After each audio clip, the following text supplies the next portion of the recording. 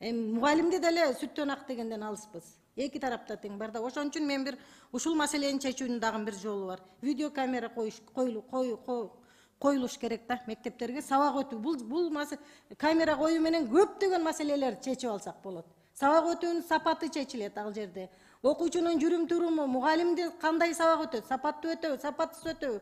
Кээ бир мугалимдер болот, сабакты баштап коюп, сыртка телефон менен чыгып, же убактысын 45 минуттасын жөн эле мындай текке кетирип өткөргөн мугалимдер да бар да.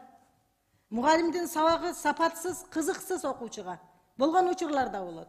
Ошого канааттанбай, анан ата-энелердин көпчүлүгү ыраазы болбой, сабак начар өтөт, билим начар берилет деген мугалимдерибиз да бар. Мына шаарда ошол маселе бул дайыма кайталанып келет го.